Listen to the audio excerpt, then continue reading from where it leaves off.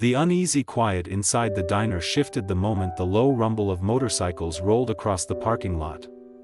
Emma didn't need to look outside to know who it was. The Iron Wolves always moved like a storm, heavy and unmistakable.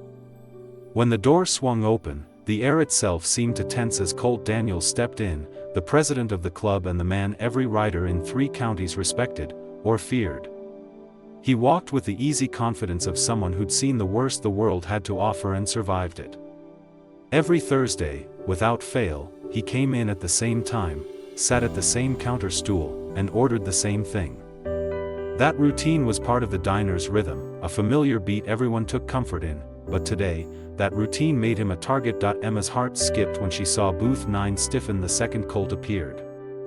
Their eyes sharpened, their bodies subtly shifting as if gears had just clicked into place. The man with the scorpion tattoo slid his hand beneath his jacket.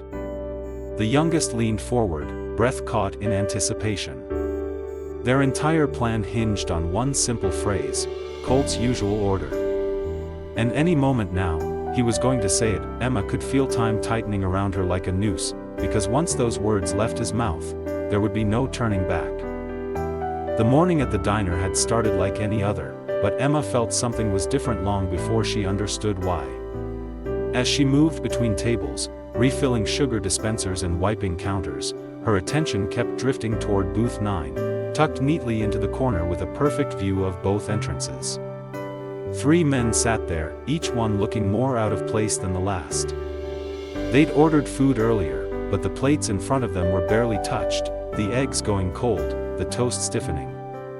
Their eyes weren't on their meals, they were locked on the doors, switching between the main entrance and the side hallway like predators waiting for the perfect moment. Emma tried not to stare, but every time she passed by, she caught fragments of their hushed conversation. Nothing she could fully piece together, but enough to make her skin prickle.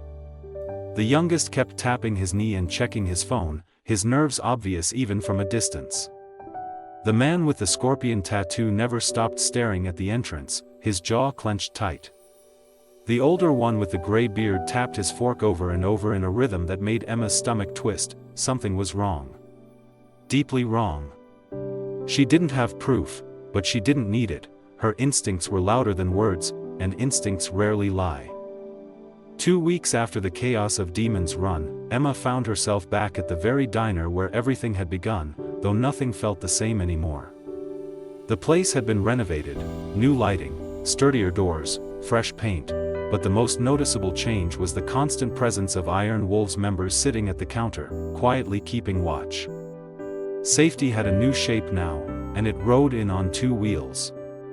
Emma slid into a booth across from Colt, feeling the weight of everything that had happened settle into something strangely steady inside her. She asked him what became of the men who had threatened her, though she already suspected the truth. Colt didn't answer with details, he simply said they told us everything before they were gone, and Emma understood that some answers belonged to his world, not hers. But then he reached into his jacket and placed a small silver medallion on the table, the Iron Wolves insignia etched into the metal. When she picked it up, it felt heavier than it looked. "It means your family now," Colt said. "Not by blood, but by choice." Family. The word lingered, complicated but grounding. She wasn't just a waitress anymore. She was someone with protection, responsibility, and a place she'd never had before. And as she raised her cup to clink against Colt's, she realized her old life hadn't been taken from her. It had simply evolved into something far more powerful. Some bonds are chosen long before we understand their meaning.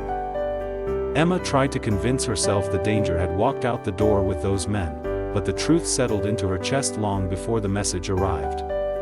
The diner closed late that night, and as she wiped the last table, her phone buzzed. One glance at the screen drained the color from her face. "We know who you are. We know where you live. This isn't over." The words felt like a hand closing around her throat. Before she even looked up, Colt had already read the change in her expression. His voice was calm, but the room shifted the instant he snapped his fingers. Iron Wolves members stepped into position with the kind of silent precision that came only from experience. Emma realized then that Colt hadn't just noticed her fear earlier, he had understood exactly what it meant. He moved closer, lowering his voice. "Pack a bag," he told her, the softness in his tone doing nothing to hide the steel beneath it. "You're under my protection now." There was no drama, no hesitation. Only certainty. Colt operated in a world where threats weren't ignored, they were answered. And Emma, like it or not, was now part of that world. Protection sometimes arrives the moment you need it most. The shift in the room was immediate, subtle enough that an ordinary person might have missed it, but Emma didn't. The three men in booth 9 froze, their anticipation dissolving into confusion as Colt lowered his hand instead of giving the order they had been waiting for. Their eyes darted toward each other, silently questioning what had gone wrong. The youngest checked his phone again, tapping the screen as if expecting new instructions. The man with the scorpion tattoo kept his hand inside his jacket, but hesitation flickered across his face. The older one with the gray beard scanned the diner, searching for the missing cue. Colt lifted his coffee cup with calm, deliberate composure, taking a slow sip without speaking a single word. It was a small act, almost nothing at all, but it threw their entire plan into chaos. And Emma could see it unfolding like a silent storm. The men realized their window had closed. They shifted in their seats, stiffening like cornered animals before abruptly standing. Cash hit the table. Chairs scraped back. They made for the exit with forced casualness that fooled no one who was truly watching. As they passed Emma, she felt the weight of their eyes, sharp and heavy, and she knew this wasn't over. Not even close. Sometimes danger doesn't leave, it simply changes direction. Emma felt her pulse hammering as Colt settled onto his usual stool, completely unaware that every move he made was being mirrored by three men ready to end his life. He greeted the room with his warm, familiar calm, nodding at customers who had no idea they were seconds away from witnessing something horrifying. He reached for the menu he never truly needed, flipping it open out of habit, and Emma could almost hear the killers in booth 9 leaning in, waiting, hungry for the signal he was about to give. Her breath caught when Colt looked up, meeting her eyes with an easy, unsuspecting smile. "Morning, Emma," he said, just as he had every Thursday before. "The usual today?" he asked, already forming the words that would seal his fate. She could see it happening in slow motion, his lips parting, his voice ready to shape that deadly routine, and that was the moment something inside her snapped into place. Before fear could stop her, she stepped closer, leaning in as though simply pouring coffee. To everyone else, she looked like a waitress doing her job. But Colt felt the shift instantly when her breath brushed his ear and her whisper slipped out, soft but urgent, "Don't talk." Sometimes, saving a life comes down to just 2 words.